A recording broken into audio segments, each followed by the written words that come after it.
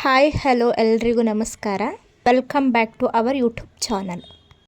ಇವತ್ತಿನ recipe veg macaroni pasta.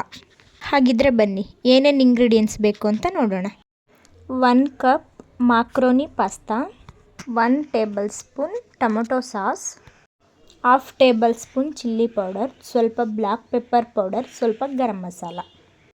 ನಂತರ 1 big size onion, 1 small tomato, ಕೊತ್ತಂಬರಿ ಸೊಪ್ಪು, ಹಾಫ್ ಟೇಬಲ್ ಸ್ಪೂನ್ ಶುಂಠಿ ಬೆಳ್ಳುಳ್ಳಿ ಪೇಸ್ಟ್.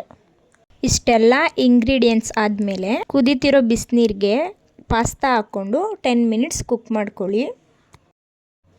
ಬಿಸಿ ನೀರಿಗೆ ಹಾಕ್ಕೋಬೇಕು. ಪಾಸ್ತಾ ಬೇಯೋದಕ್ಕೆ ಸ್ವಲ್ಪ ಸಾಲ್ಟ್ ಹಾಕ್ಕೊಳ್ಳಿ. ನಂತರ ಒಂದು ಪ್ಯಾನ್ ಬಿಸಿ ಆದಮೇಲೆ 2 ಟೇಬಲ್ ಸ್ಪೂನ್ ಆಯಿಲ್ ಹಾಕ್ಕೊಳ್ಳಿ. ಎಣ್ಣೆ ಬಿಸಿ ಆದ ನಂತರ ಸಾಸಿವೆ, ಸಣ್ಣದಾಗಿ ಕಟ್ ಮಾಡಿರೋ ಈರುಳ್ಳಿ ಹಾಕ್ಕೊಂಡು ಚೆನ್ನಾಗಿ ಫ್ರೈ ಮಾಡ್ಕೊಳ್ಳಿ. ಈರುಳ್ಳಿ ಫ್ರೈ ಆದಮೇಲೆ ಶುಂಠಿ ಬೆಳ್ಳುಳ್ಳಿ ಪೇಸ್ಟ್ ಆ್ಯಡ್ ಮಾಡ್ಕೊಳ್ಳಿ.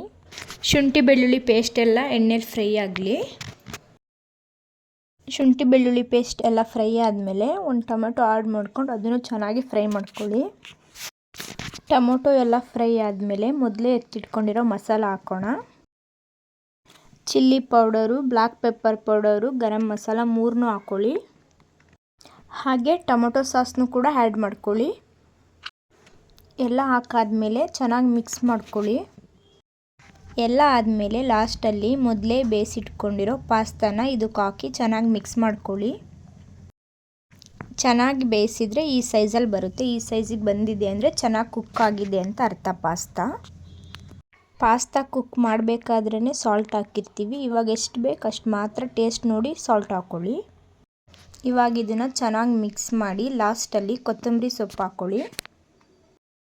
ನೋಡ್ತಾ ಇದ್ದೀರಲ್ಲ ಎಷ್ಟು ಚೆನ್ನಾಗಿ ಬಂದಿದೆ ಪಾಸ್ತಾ.